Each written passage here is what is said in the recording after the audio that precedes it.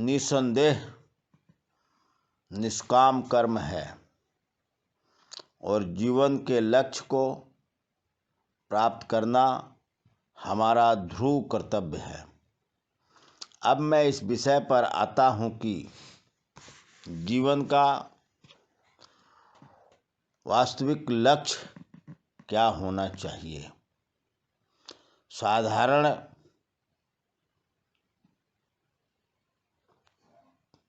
यह माना जाता है कि लक्ष्य उच्चतम होना चाहिए, अन्यथा अंतिम सीमा तक पहुंचने में शंका है। इसके लिए मनुष्य के पहुंच की उच्चतम सीमा को स्पष्ट रूप से समझ लेना आवश्यक है। हमारे समक्ष राम और कृष्ण ईश्वर के दो अवतारों के उदाहरण हैं। हम उनको श्रद्धा व भक्ति से पूजते हैं और उनके साथ एक्स स्थापित करना चाहते हैं। वहीं हमारे जीवन का स्वतः लक्ष्य हो जाता है और ऐसा करके हम अधिक से अधिक उनके स्तर तक पहुंच सकते हैं। राम और कृष्ण अवतार के रूप में विशिष्ट व्यक्ति थे। उनमें अलौकिक शक्तियां थी। वे प्रकृति के माध्यम के रूप में प्रकृति की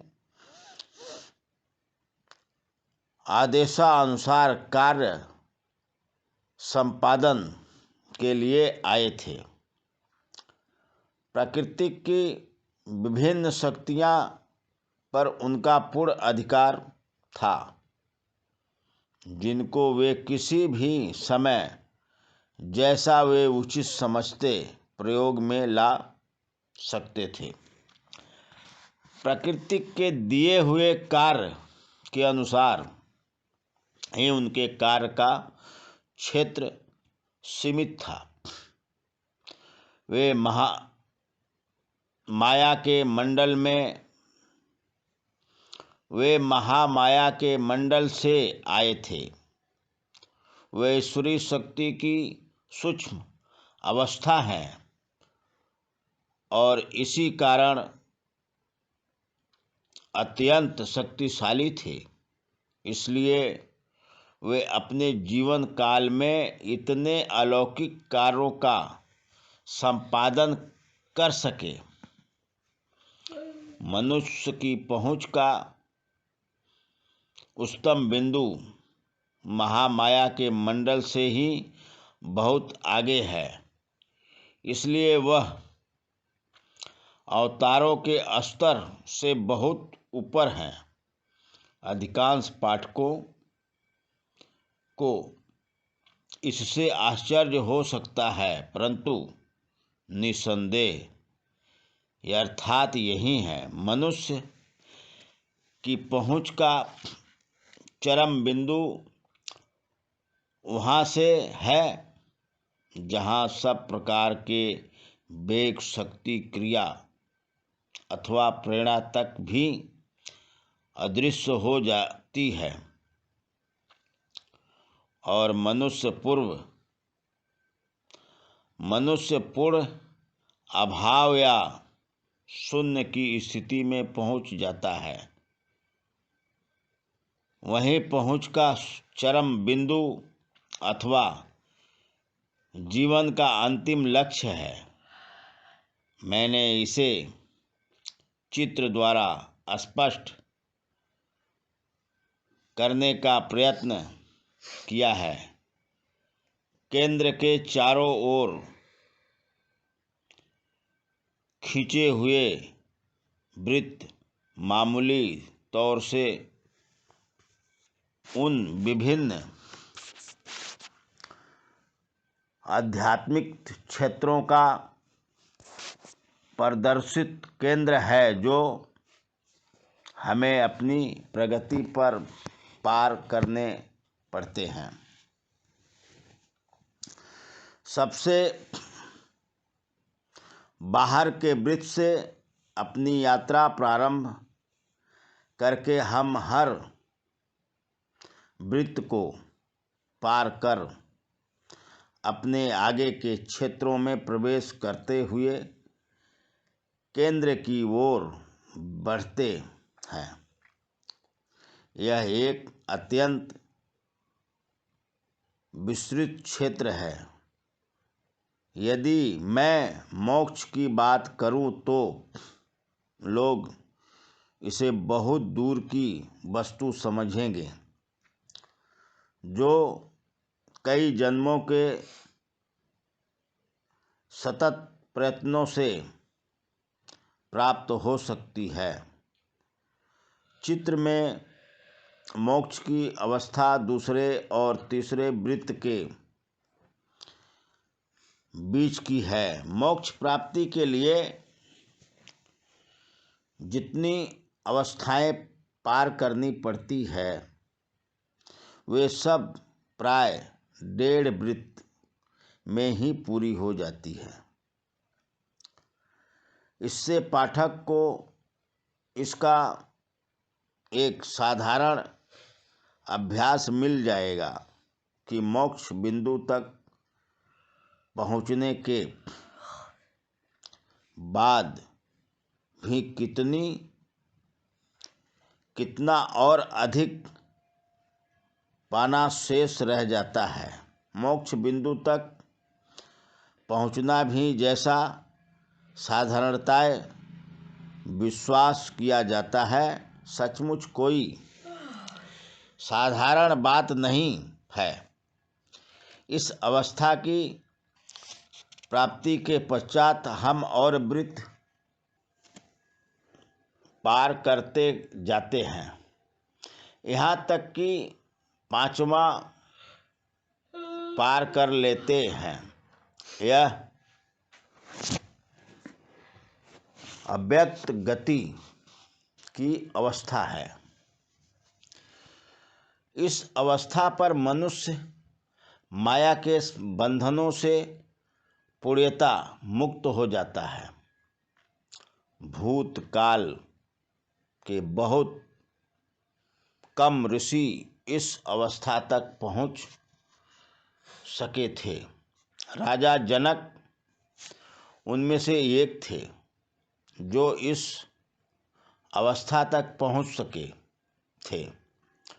उनकी उपलब्धियां इतनी महान मानी जाती थी कि उस काल के प्रमुख ऋषिगण तक अपने पुत्रों और शिष्यों को प्रशिक्षण के लिए उनके पास भेजा करते थे।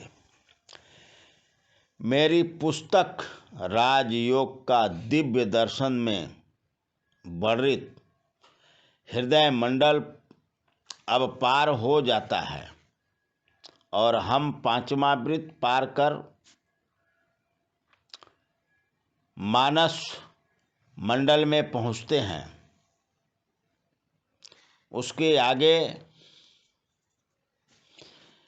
के 11 वृत्त अहंकार की विभिन्न अवस्थाएं प्रदर्शित करते हैं। वहीं की दशा सूक्ष्मतर है और ज्यों-ज्यों हम उस मंडल में आगे बढ़ते जाते हैं वह और भी शुद्धतर होती जाती है। हम 16वें वृत्त तक पहुँचते पहुँचते अहंकार से लगभग मुक्त हो जाते हैं। इस अवस्था की दशा प्राय कल्पनातीत है। बड़े से बड़े ऋषियों में से बिरला ही कोई इसे प्राप्त कर सकता है। जहाँ तक मेरी दृष्टि जाती है, प्राचीन ऋषियों में कबीर के अतिरिक्त अन्य कोई 16वें वृत्त की उस दशा तक नहीं पहुंच सका है। जब हम इस वृत्त को पार कर लेते हैं तब हमारा अस्तित्व केवल एक आभास मात्र रह जाता है, जो फिर भी स्थूल रूप में है।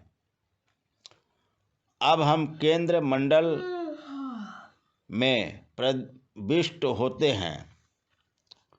वहाँ भी हमें किसी वस्तु के साथ वृत्त मिलते हैं, जिसे मैं समझने के लिए प्रकाश कह सकता हूँ, और आगे बढ़ने के लिए हमें उन्हें पार करना होता है, जिसे मैं अस्तित्व के आभास का स्थूल रूप यह चुना हूँ। वह अब अपनी अंतिम सीमा तक सुतर वे सूक्ष्मतर होता जाता है। अब हमने ऐसी अवस्था प्राप्त कर ली है जो केंद्र के निकट है, और वही मनुष्य की उच्चतम पहुँच है। वहाँ हम असलियत की दशा में पूर्ण सामान्य स्थिति स्थापित कर लेते हैं। केंद्र के पूर्णता लय हो जाना असंभव नहीं है, जिससे ब्रह्मा और जीव में नाम मात्र भेद बना रहे। मनुष्य की उपलब्धि की वही चरम सीमा है। यदि साक्षात्कार के पक्ष पर अधिकतम उन्नति करना है तो मनुष्य को प्रारंभ से ही उस पर अपना ध्यान केंद्रित करना चाहिए। संसार के बहुत थोड़े संतों और योगियों को ही इसके विषय में कभी कोई ज्ञान था। उनकी अधिकतम पहुँच अधिकांशत दूसरे ही तीसरे वृत्त तक हुई थी, और दुर्भाग्यवश इस प्रारंभिक अवस्था को ही कभी कभी उन्होंने अपनी बहुत बड़ी उपलब्धि समझ लिया था। मैंने यह सब इसलिए लिखा है जिससे लोग उन तथा कथित ईश्वर तत्व विशेषज्ञों को परख सके, जिन्हें पूर्णता प्राप्त करने वाला कहा जाता है, तथा जिसके बाहरी रूप रंग व वैभव को ही देखकर मूढ़ जनता साधारणतम उन्हें वैसा ही मान बैठती है। तो मेरे दोस्तों, यह एक छोटा सा हमारे योग का सूक्ष्म ज्ञान है। जिसको अच्छा लगे वो सुन सकता है, जिसको अच्छा नहीं लगे हमारे से कोसों दूर रहने का कोशिश करे। धन्यवाद।